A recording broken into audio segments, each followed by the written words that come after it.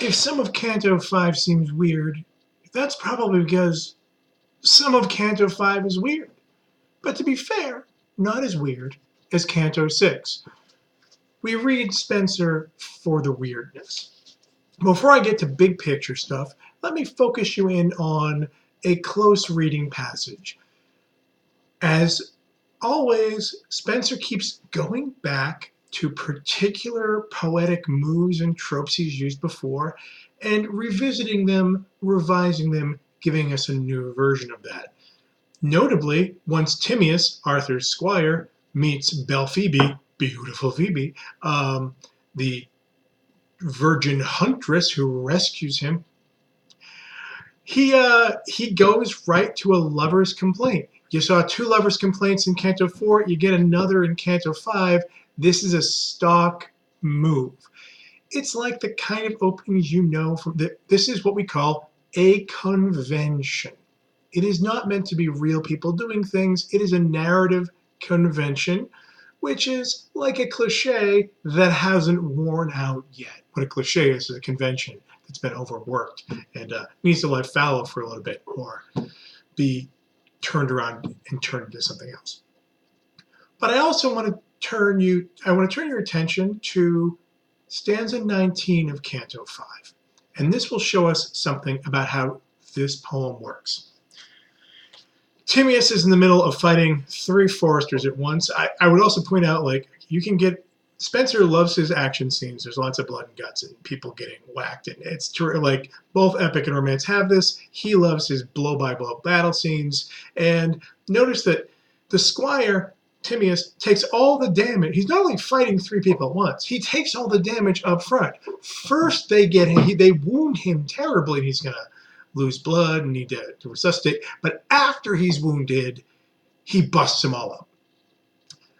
Is this realistic? No. You don't go to Spenser to learn actual combat tactics or probabilities.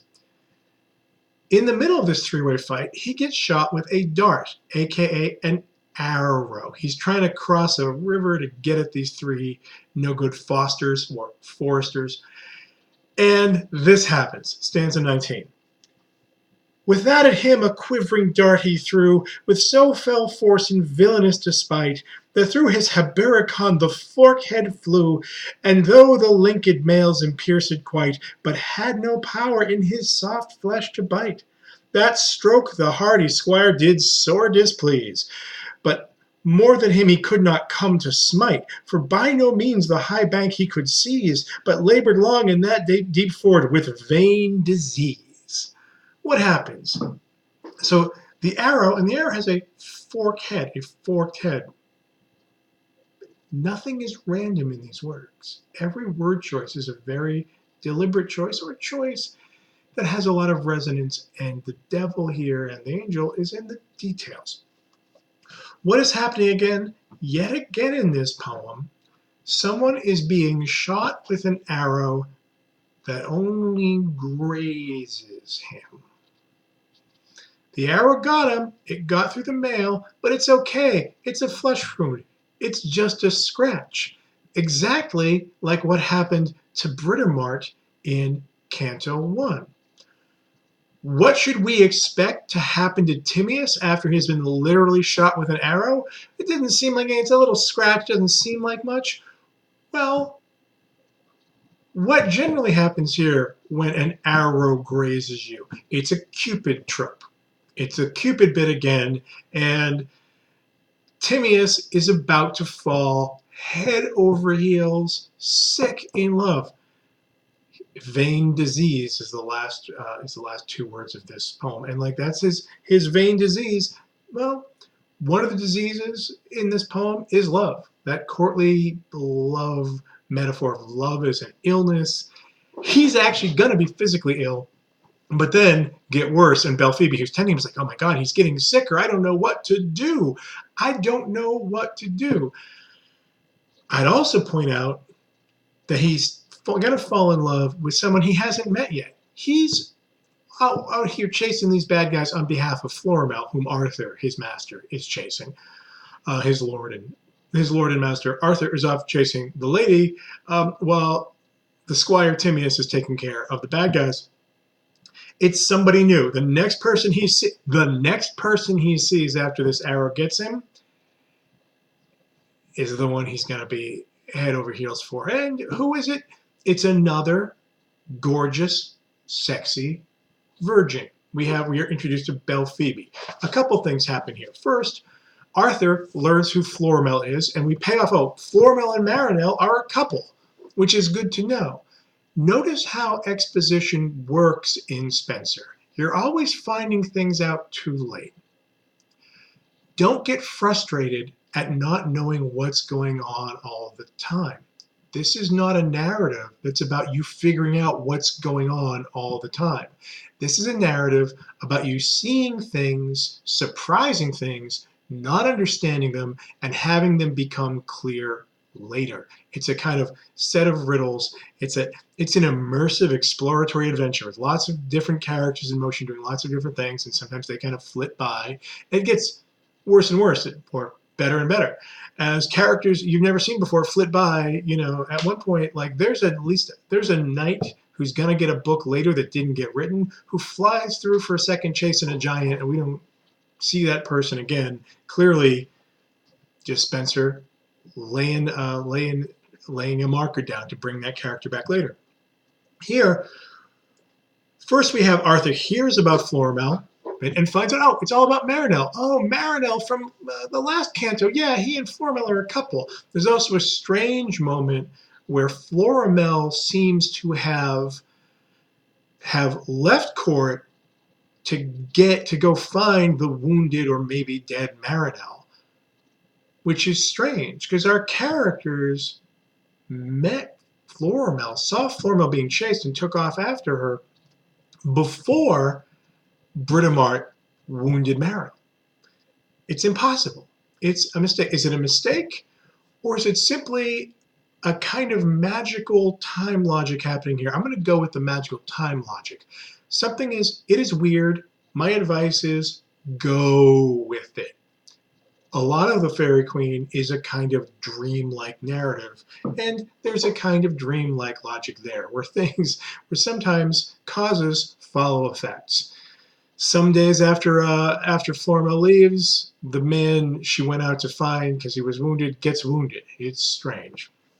Okay, what else is strange? Belphoebe's a little weird, and now we start to see we're having multiplying heroines. We had Britomart, we had Florimel, or the person we now know to be Florimel, and Arthur finally gets the kind of 411 about her. And then we get Belphoebe. If we have Britomart, beautiful, chaste, virgin warrior, now we have Belphoebe, who's been introduced briefly in book 2, beautiful, chaste, virgin huntress. Clearly a trope for Queen Elizabeth. Who tells us this? Spencer tells us this. He tells us this in the proem right before the first canto of the book.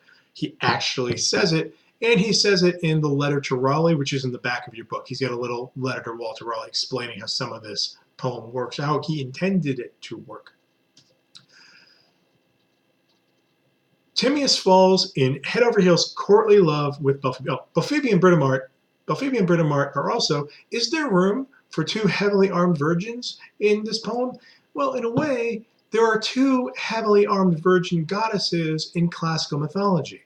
There is both a Minerva, or for the Greeks, Athena, kind of heavily armed warrior who's a kind of who is a champion and is the goddess of, among other things, wisdom, and the protector of the city of Athens, and is kind of her kingly father's right-hand girl. And then there's the goddess Diana, or if you're Greek, Artemis, who's a virgin huntress goddess. And we're going to see Diana herself in the next canto, in Canto 6. So there's room for these two different models of heavily armed virgin. Belphoebe's more lightly armed. She's called Diana, goddess of chastity. Not goddess of chastity, or Diana, who's a chaste. Diana is the goddess of the hunt. She is the goddess of the moon. She is connected to childbirth.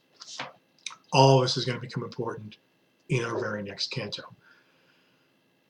Timaeus falls head over heels in love with Belphoebe, who's a kind of human avatar of Diana. Diana is another character, but Belphoebe is Diana-like, a hero who's like that goddess, and like Diana is the one that Elizabeth's courtiers like to compare Elizabeth to.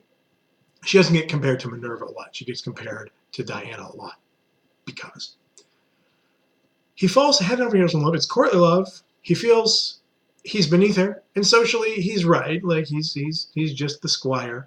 It's hopeless. He feels a complicated set of guilt because she's nursed him, but then he's having lustful thoughts about her, and he goes into a lover's complaint. Now, Timaeus is very clearly, the words on the text is that he gets stabbed in the thigh with a spear. And your footnote tells you this thigh is usually a euphemism for groin, and if you don't buy, and the footnote will actually say, and if you don't buy that, well, you just watch what happens. Then we get a whole bunch of Belphoebe nursing Timaeus back to health while he kind of joneses for her and turns pale. He's getting sick, he's getting pale. Well, he's not, no, he's not, doesn't have an infection. He has the love infection that lovers get. But I also point out we have a long description of her dressing his bruise, his wound. She does careful, this gorgeous virgin comes and does careful medical attention to that wound in a very personal region of Timaeus's. She's also changing the bandages on the regular. So at least every day she goes and changes the bandages on his groin wound. If he gets a little smitten, who can blame him? And here we get into a kind of weirdness that doesn't resolve into Spenser's intentions. Spenser is trying to write a moral poem about the virtue of chastity, about keeping it clean, baby, being in love, but keeping it clean. But many readers have pointed out that this seems very sexy and very intimate. Here comes, first of all, why are all these virgins so crazy hot? It's another crazy, sexy virgin. That seems weird. That's not the message. Okay, chaste and beautiful are supposed together, but like there's a lot of description of how desirable this woman is, and then we get these endless descriptions of, where's a good one, of Belphoebe changing the bandages.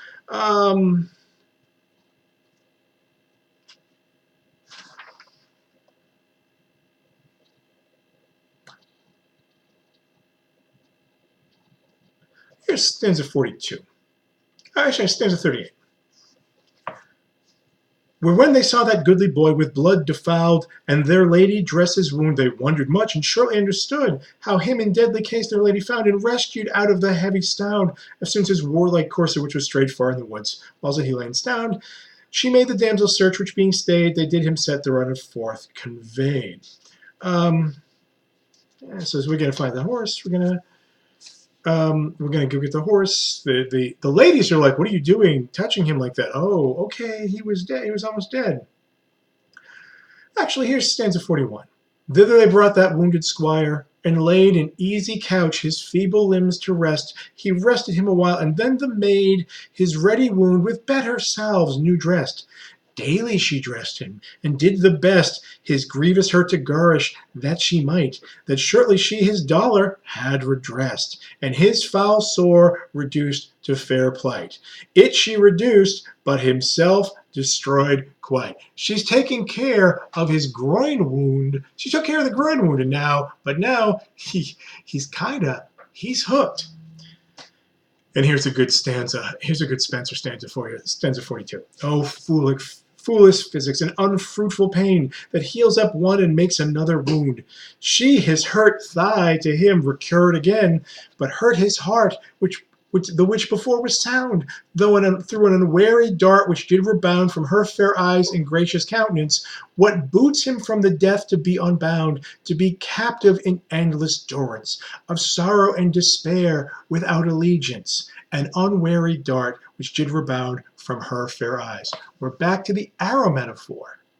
An unwary dart, literally would distress the arrow as being unwary, but it's actually that, like, it's Timaeus who's unaware of the dart, but it's also about Phoebe who's unaware she's doing it. That adjective is ambiguous for reasons. Spencer gets a lot of mileage out of ambiguity. It makes you crazy with pronouns sometimes, but those ambiguously placed adjectives help him have it both ways, sometimes 3 ways, sometimes 4 ways. We're back again to the arrow metaphor. So if you missed it earlier when he got scratched with an arrow, here's the arrow of love getting him, and he's hopeless. He is a goner. Now, some people, if this seems strange, if like this bit of chastity seems really intimate and oddly sexy, there are people who would say this is Spencer losing a little control.